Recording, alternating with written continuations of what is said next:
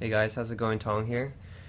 Today I want to review some devices that I haven't reviewed in my other reviews because they don't really fit into any category, but I have them when they're pretty quirky, so I want to show them off and just tell you a little bit about them. This is a Samsung Alias 2 made by Samsung, and it came out in 2010, I believe. And what's unique about this phone is that it's not only is it a flip phone, flips up like that, but the keyboard is very special. It's a e-ink keyboard, which means that whatever application, you can actually turn this into basically this keyboard can shift and change depends on what you're using because it's e-ink. So if you're using certain programs, you might have the numpad, but in other programs you might have like a physical QWERTY keyboard or something. So it's very, very interesting how they did that, and that's the most unique part of this phone, is that they have this unique, special, changeable, morphable e-ink keyboard right here. So this is a Samsung Alias 2. It's a flip phone. It has a micro SD slot right here. It came out in 2010. And some expansion ports here, even a covered headphone port right there. Yep, that's that one. Then I got the Motorola Razer V8. This is a luxury edition, so it's a gold edition. So I have this one because I think the Motorola Razer is a very important phone in the history of phones because it was so popular and everyone was using it, and the Razer 2 naturally was the successor. It's not as popular as the Razer 1 V3, but it's got all the major attributes of the Razer. You can see it has the unique thin keypad that people are used to with the Razer, and it's got all the other buttons and stuff that you can see are kind of etched on, which is exactly what the Razer is known for. And it's got the touch screen right here on the front side, and then an inner screen on the back side.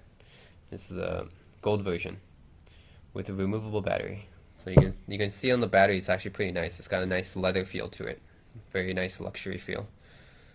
And yeah, this is the Motorola Razer V8, charges by micro USB. And that's it. Razer V8. Next phone is the Pantech Matrix Pro. Very interesting phone because I've used the Pantech Alias Ocean before, and this is very, very similar, and it's the successor to that actually.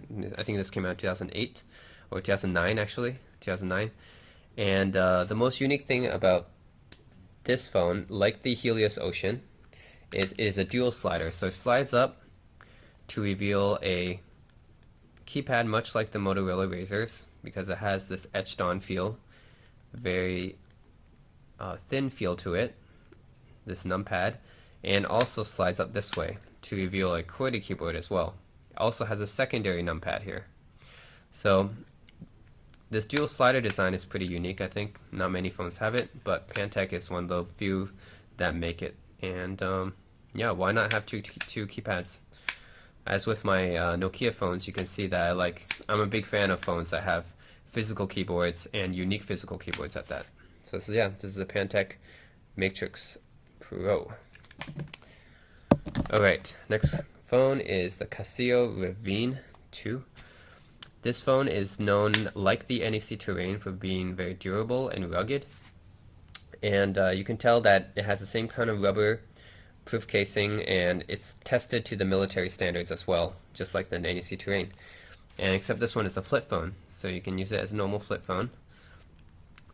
Good, nice keypad here, nice numpad, and yeah, what can I say? It's a rugged phone, so that means it's shockproof, water resistant, dust proof, drop it and still survives. So temperature proof, humidity proof, I believe, as well, and a removable battery.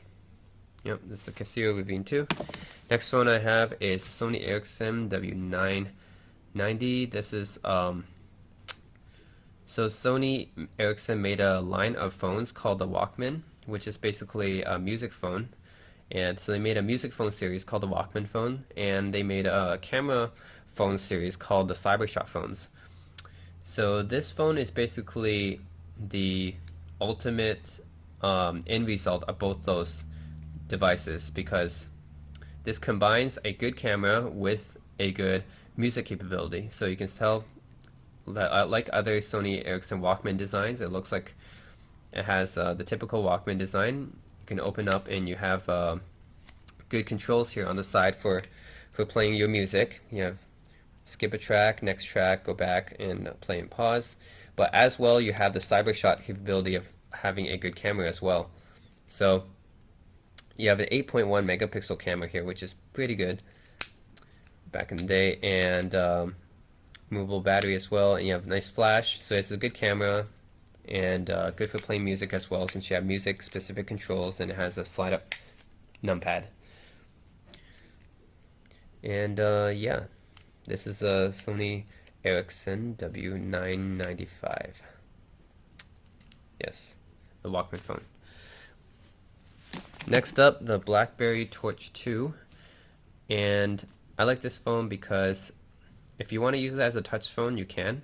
You have the normal touch interface here for Blackberry OS 7, but if you want to use a physical keyboard, the classic Blackberry, famous Blackberry keyboard, you have it.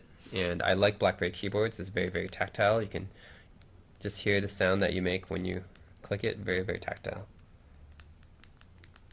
Of course, Blackberry is very famous for its physical keyboards, so you have that available. If you don't, you can also use the touchscreen. So I like that feature. I think Blackberry will soon come out with a new slider that uses the BBOS 10 and removable battery, which is nice. And yeah, this is the Torch 2. Came out in 2011. Phones. I want to show you guys. I promise to show you guys the Blackberry Porsche edition. How different is it from the Blackberry Bold?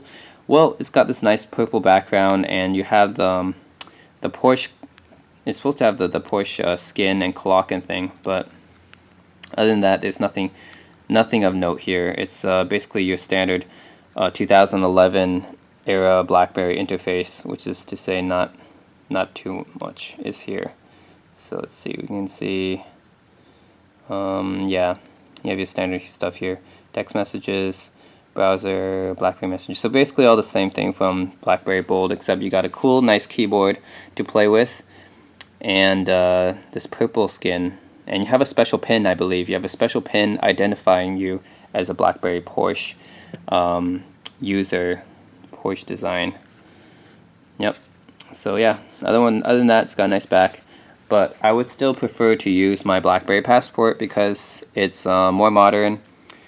The screen is nicer, much bigger. This is 2.8-inch screen. This is a 4.5-inch square screen. You can see a lot more, do a lot more. Keypad, I actually like. Well, both the keypads are good. I actually like this one because this one's a little bit too square for me. But you can get the Blackberry Classic and get this type of keypad if you want to. And the specs on this one is just way all around better, being 3 years newer than the Blackberry Porsche design.